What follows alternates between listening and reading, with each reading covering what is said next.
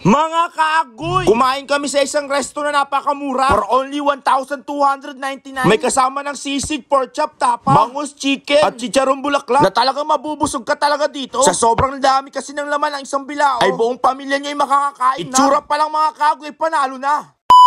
Ngayong araw pala mga kaagoy, nasa Sampabian pala kami para nga magsimba. Medyo marami na rin kasalanan kaya magbabawas muna. Agoy. Matagal na rin kami hindi nakakapagsimba. Aba syempre hindi ko na masyadong pinakita kung paano kami nagsimba. Pagkatapos nga namin nagsimba, kakain muna nga kami sa isang resto dito sa Sampabian. Nabalitaan namin na napakamura daw na kanilang mga benta. Kaya agad-agad na nga kaming umalis sa simbahan para puntahan agad yung aming kakainan. Bali malapit lang yung pupuntahan namin, nasa 400 meters going to La Union. At napakalapit lang mula simbahan hanggang sa aming pagkakainan. Bali ito pa lang aming pagkakainan mga kaagoy. Etong Rasta madali lang naman silang makita dahil along the highway lang naman. Kaya sa mga bumabiyahe papuntang La Union at Dagupan ay talagang makikita nyo itong Rastapahan. Sa sobrang laki pa naman ng signage, imposible hindi nyo ito makikita mga kaagoy. Basta magkatapat lang sila ng United Methodist Church. Kaya ko pala ito pinuntahan dahil napakamura nga ng mga benta nila. O kung titignan nyo, 99 pesos only. Saan ka pa, napakamura na yan mga kaagoy. Ngayon naman papasok na nga tayo sa Rastapahan dahil nagugutom na nga kami mga kaagoy. Agad-agad na nga ako nag-order. Sobrang dami nilang menu dito na pwede nyo pagpilian. At talagang napakamura. At dahil tatlo nga kami at matakaw kami, in-order ko na lang yung mukbanger kung saan nagkakahalagang 1,299. Abay napakamura na dahil marami na ngang laman. Saktong-sakto rin to sa mga estudyante dahil murang-mura nga ang kanilang mga menu. Nadatnan ko nga ang staff nila dito na nililigpit na nga nila yung mga pinagkainan ng kanilang mga customer. Hindi nila hinahayaan na maging marumi. At isa sa mga nakita ko dito ay napakalinis at napakaganda ng ambience. At ito na nga yung pinakagusto ko, may pa-unlimited sabaw sila. Ang sabi nga rin nila mga kaagoy, tumatanggap rin sila dito ng mga event tulad nga ng wedding, birthday, binyag at anniversary. Kung wala kang ka-anniversary, okay lang din. At ang pinakamaganda rin dito mga kaagoy, libre ang wifi. Kaya talagang hindi ka talaga mababago. Kaya humigop muna nga kami ng paanli sabaw nila dito sa Rastapahan. Bukod nga dun mga kaagoy, marami rin silang customer na pumupunta rin dito. At ito na nga ang hinihintay namin, sinerve na nga nila yung plato. Ang sumunod ngayon, in-order nga namin ng mukbanger. Abay nagulat ako, napakarami pala sa personal. Ito yung for only 1,299. Abay talagang hindi ka talaga malulugi sa ganito. Panalong panalo ka kapag ito ang binili nyo. Grabe meron ka na agad pork chop, chicken, sisig, tapa, bangus, chicharon, bulaklak at itlog. At bukod dun, meron ka ng java rice. Bali may kasama na nga yun na isang pitchil na ice tea. Kung gusto nyong magkamay, ay pwedeng-pwede naman. Dahil meron nga sila ditong gloves. Panigurado mga kaagoy, marami na naman kaming makakain nito. Inumpisahan ko na nga sa chicharon bulaklak. Unang subo ko palang mga kaagoy, ay may nalalasahan na akong kakaiba. At syempre dahil mabait tayong boyfriend, pagsisilbihan natin yung jowa natin. Hindi ko na talaga pinatagal, kumuha na talaga ako ng makakain ko dito. Nagugutom na rin kasi ako mga kaagoy. At bukod pala doon, umorder rin pala ako ng special beef mami nila. Ay naku, kung mapapadaan kayo dito sa Sampabian, subukan nyo talagang puntahan itong Rastapahan para na rin kayong kumain sa mamahaling restaurant dahil sa sobrang sarap. Panalong panalo tong pork chop nila mga kaagoy, napakalaki. Yung jowa ko naman dahil mahilig sa manok nga ang kinain niya. Habang kumakain nga kami, may mga customer nga ulit na nagsidatingan. Sa bangus nga nila mga kaagoy, talagang panalo rin yung lasa. Ewan ba, meron ako nalalasahan talagang nakakaiba sa kanilang luto. Na talagang nagugustuhan ng panlasa ko. Pagkatapos napakasarap rin ng kanilang java rice. Isa lang talaga ang masasabi ko, babalikan ko talaga tong Rastapahan kapag napadaan ako dito sa bayan ng Sampabian. Napaparami talaga ang kain ko dito. Kahit sira na yung diet ko. Ang importante, makakain ng masarap na pagkain. At pagkatapos mga kaagoy, sabayan mo pa ng napakalamig talaga na ko. Ewan na lang talaga kung hindi ka talaga mabubusog dito. At pagkatapos ko ang kumain, sinunod ko na nga tong special beef mami nila. Hilig-hilig ko kasing kumain ng noodles. Kaya hindi ito mawawala kapag nag-order ako. Panalo rin yung lasa mga kaagoy. Sa dami nga na nakain ko mga kaagoy, lumaki ulit na naman yung tiyan ko. Pero hindi pa nga natatapos dahil meron pa nga kaming order dito na napakasarap na halo-halo nila. Talagang magugustuhan nyo dahil napakarami ng kanilang gatas. Panalong panalo ito. Talagang meron din silang pa-dessert dito. Saktong-sakto sa init ng panahon. Kung umabot ka pala sa video ito, paki-comment naman kung taga-saan ka para alam kung saan napadpad ang aking vlog. O sige na nga, hanggang dito na lang muna. Maraming salamat sa panonood. Bye-bye. Agoy!